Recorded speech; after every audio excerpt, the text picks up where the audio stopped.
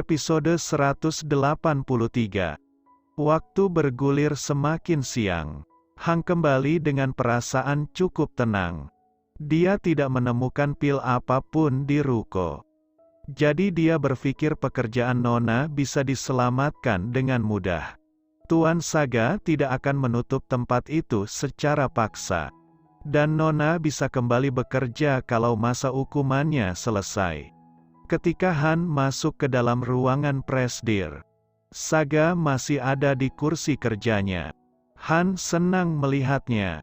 Berarti semua urusan sampai siang ini berjalan sesuai rencana. Kalau semua dokumen itu sudah selesai ditandangani, dia bisa melanjutkan semua pekerjaannya dengan cepat. Senangnya kalau suasana hati Anda selalu seperti ini. Apa itu? Saga bangun dari duduk saat melihat Han meletakkan kotak di atas meja. Di belakangnya seorang pengawal dengan hati-hati meletakkan figura besar.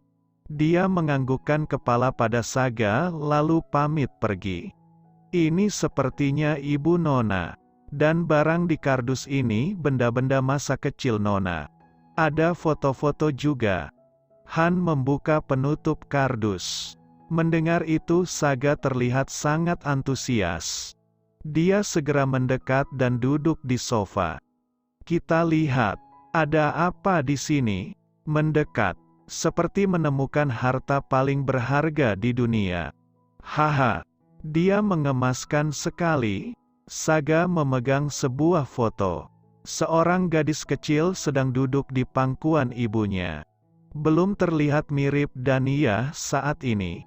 Tapi rambut bergelombangnya sudah membuatnya bisa dikenali dengan baik. Han, masukkan no HP Dania ke HP-ku.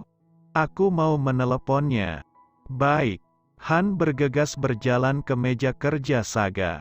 Meninggalkan Saga yang sedang bermain dengan dunia masa kecil Dania melalui foto-fotonya. Han mengambil HP yang pemiliknya sedang asik dengan temuan barunya. Anda mau menyimpannya dengan nama siapa? Berikan padaku. Berpikir sebentar setelah memegang HP-nya. Kira-kira nama apa yang pantas ia pakai untuk menyimpan nomor Dania di HP-nya? Terlihat berpikir sangat keras. Dahinya berkerut. Nama yang bisa mewakili seluruh perasaannya pada Dania. Masih serius berpikir, Han hanya mengernyit.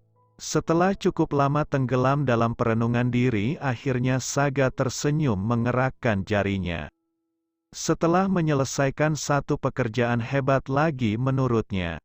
Lalu dia menelepon. Halo, ini siapa? Suara wanita di sana. Pertanyaan itu membuatnya gusar. Siapa? Kau tidak mengenali suaraku. Siapa ya? Yang di sana mulai mengganggap telepon iseng. Hei, Dania, kau benar-benar mau membuatku marah. Sayang, benar ini kamu suamiku. Maafkan aku. Mulai tersadar dia telah melakukan kesalahan besar. Tidak mengenali suara yang mulia raja. Maaf, ini pertama kalinya aku mendengar suaramu di telepon. Ada apa sayang? Heran yang menyusupi sampai ke hatinya. Kenapa laki-laki ini meneleponnya? Bersiaplah, Lila akan menjemputmu. Kemana? Bukankah aku dilarang keluar rumah? Dania merasa curiga. Apa ini hanya jebakan biar dia semakin masuk dalam labirin kesalahan? Siapa yang melarangmu keluar rumah? Saga bertanya kesal.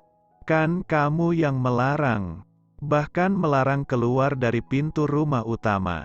Heran semakin datang. Ada apa dengan keisengan suaminya? Lalu siapa yang menyuruhmu keluar dari rumah? Semakin gusar terdengar dari intonasi suara semakin meninggi. Kamu juga. Dania menjawab. Kalau begitu lakukan saja perintahku dan jangan banyak bicara. Baik, baik, maaf. Menutup telepon tanpa pemberitahuan. Bodoh. Aku takut dia bosan di rumah. Bukannya berterima kasih, malah banyak sekali dia bicara. Itu kan karena Anda yang ribet, Tuan Muda. Tinggal cabut larangannya keluar rumah, sudah beres semua kan? Bereskan ini. Tunjuknya pada semua benda yang dia keluarkan dari kotak milik Daniyah. Han langsung melakukan apa yang diperintahkan. Ini apa lagi?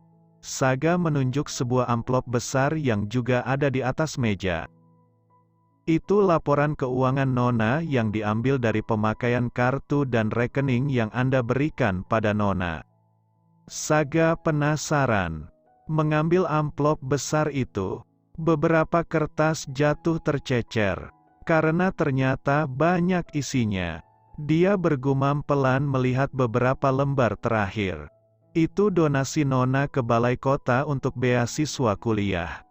Saga memeriksa beberapa detail yang tertulis dalam laporan itu.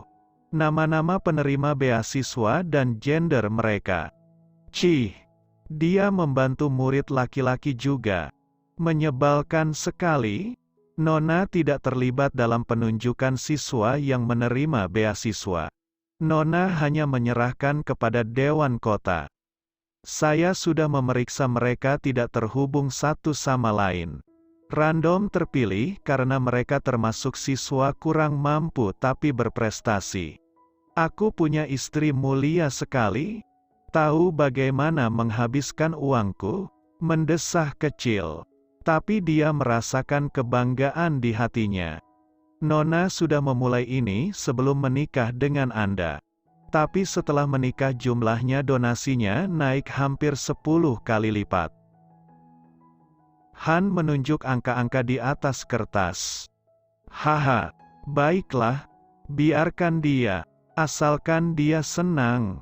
Dia pasti bingung menghabiskan uang yang kuberikan.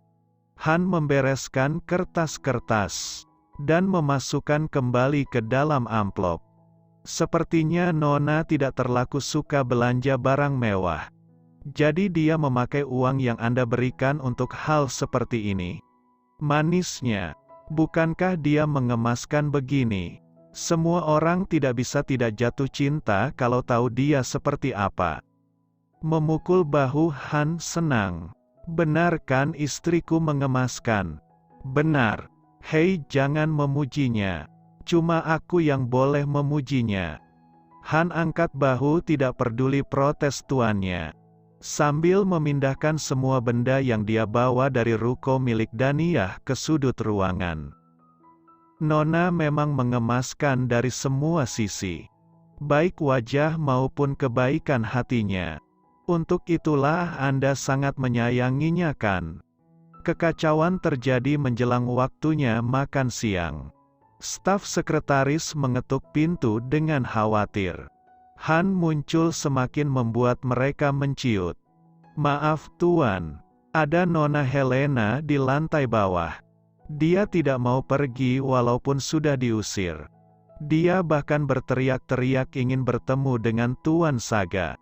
Tidak berani melanjutkan informasi. Dia menutup mulutnya rapat. Han terlihat sangat kesal. Langsung menutup pintu dan kembali menemui Saga yang sudah duduk di meja kerjanya. Kenapa? Nona Helen ada di bawah dan memaksa untuk bertemu dengan Anda. Saga terdiam lalu meletakkan pena yang sedang dipegangnya. Dia merasa sangat jengah. Tapi kalau dia tidak mengakhiri semuanya dengan tegas, sampai kapanpun Helen tidak akan paham. Kalau semua tentangnya sudah berakhir, biarkan dia masuk. Ini terakhir kalinya aku akan menemuinya. Tuan Muda, Anda tidak perlu melakukannya. Saya akan membereskan dia. Tahu, kalau Saga merasa tidak nyaman dengan situasi ini, biarkan dia masuk. Aku tidak mau Daniyah sampai bertemu dengannya. Katakan pada semuanya untuk menutup mulut tentang keributan ini. Mengusir Han dengan tangannya. Baik. Han membungkukkan kepala lalu berjalan keluar. Dia sudah terlihat sangat kesal keluar dari ruangan presdir. Staf sekretarisnya berjalan dengan langkah cepat mengikutinya dari belakang.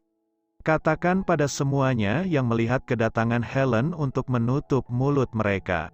Tuan Saga tidak ingin ada yang membicarakan ini ke depannya. Baik Tuan. Memasuki lift rasanya dia sudah merasa susah bernafas. Wanita tidak tahu malu itu menatap dirinya dengan penuh kebencian. Tapi Han tidak menggubris tatapan itu. Sedikitpun dia tidak menganggukkan kepalanya. Ikuti saya. Tuan Saga akan menemui Anda. Helen mengikuti Han.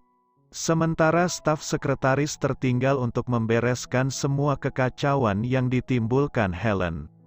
Mereka memasuki lift tanpa ada yang mengeluarkan sepatah kata pun. Han bahkan tidak melirik atau melihat Helen sama sekali. Tangannya hanya mencengkeram kesal, menahan emosi. Pintu ruangan presdir terbuka. Han memberi isyarat dengan tangannya agar Helen masuk. Di dalam ruangan yang mulai terasa tidak nyaman untuk bernafas itu, Saga berdiri di dekat jendela kaca, menatap gedung-gedung dan langit yang membiru. Dia tahu Han dan Helen sudah masuk ke dalam ruangannya. Tapi dia belum beranjak dari tempatnya berdiri. Dia sedang berpikir apa yang akan ia lakukan. Akhiri ini secepatnya. Dania akan datang juga. Aku tidak mau sampai dia bertemu Helen, apalagi kalau sampai berbuntut salah paham tidak penting. Saga meninggalkan tempatnya berdiri. Helen mengikuti setiap langkah kakinya. Saat Saga sudah mendekat dan menjatuhkan diri di sofa, gadis itu langsung ambruk terduduk di lantai. Han melihat tidak suka. Bisa menebak apa yang akan dilakukan Helen selanjutnya. Saga, maafkan aku mohon maafkan aku. Cih, dia memakai senjata terakhirnya. Berlutut dan memohon. Han benar-benar ingin menyeret gadis itu. Menghentikannya mempermalukan dirinya sendiri dan lebih membuat Han kesal saat melihat Saga. Dia terlihat tidak nyaman dengan apa yang dilakukan Helen. Bangunlah, kau sudah tidak perlu berlutut dan memohon padaku. Bicara tegas, tidak menunjukkan tatapan simpati. Bahkan hanya sebentar dia menatap Helen lalu dia memilih mengalihkan pandangan. Saga, maafkan aku mencintaimu. Hentikan, suaranya sudah setengah berteriak memenuhi langit ruangan. Hentikan omong kosongmu sekarang. Mendesah. Kurang ajar juga harusnya ada batasannya kan? Kau tahu sudah sekurang ajar apa dirimu sekarang. Maafkan aku, mulai menangis dan mencengkeram lututnya. Aku tidak tahu harus melakukan apa lagi. Aku mencintaimu Saga. Maafkan aku bilang hentikan. 2 tahun kita bersama, kau pasti tahu kan apa yang paling aku benci.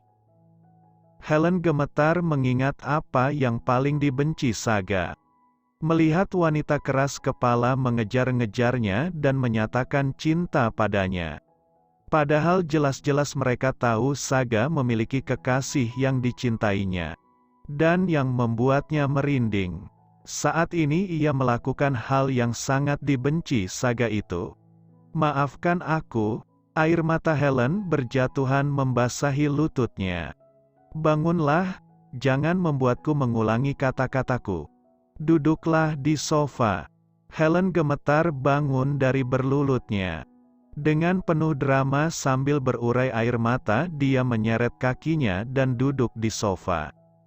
Masih mencengkeram lututnya sendiri, dia melihat Saga dengan pandangan hangat. Kau hanya ingin aku memaafkanmu kan? Baiklah. Kita anggap impas semuanya. Pergilah dengan tenang dan hiduplah dengan baik setelah ini. Hanya ini yang bisa aku katakan untuk membayar semua kenangan kita 2 tahun lalu. Saga meyakinkan dirinya. Saga, aku masih mencintaimu. Helen tiba-tiba meraih kedua tangan Saga. Lepaskan tangan Anda Nona. Han yang jauh lebih terkejut melihat apa yang dilakukan Helen. Gadis itu sama sekali tidak peduli apa yang diucapkan Han. Dia tetap mencengkeram tangan Saga. "Singkirkan tanganmu." Saga menepis kedua tangan Helen. "Siapa yang mengizinkanmu menyentuhku?" Marah. Saga mulai terisak lagi. "Cuma Dania istriku yang boleh menyentuhku." Suara keras Saga terdengar. Dia bangun dari duduk. "Pergilah, hubungan kita sudah berakhir." "Saga, kumohon. Pergilah," berteriak keras. "Kau sudah pernah melihatku marah kan? Aku tidak mau melampiaskannya padamu. Bagaimanapun 2 tahun lalu kau pernah jadi orang yang sangat dekat denganku." Masih sesenggukan Helen bangun dari duduknya. "Menghindarlah kalau kita tidak sengaja bertemu. Aku benar-benar tidak ingin melihatmu lagi." Kata-kata itu mengiringi langkah kaki Helen meninggalkan ruangan. Setelah pintu tertutup, Saga menjatuhkan diri di sofa. Tangannya mencengkeram pinggiran sofa. "Keluarlah Han. Pastikan dia keluar dari gedungku." "Baik Tuan Muda." Han berbalik. Pandangannya melewati meja kerja Saga. "Sial, sejak kapan bintang di HP itu berkedip? Aku bahkan tidak menyadarinya."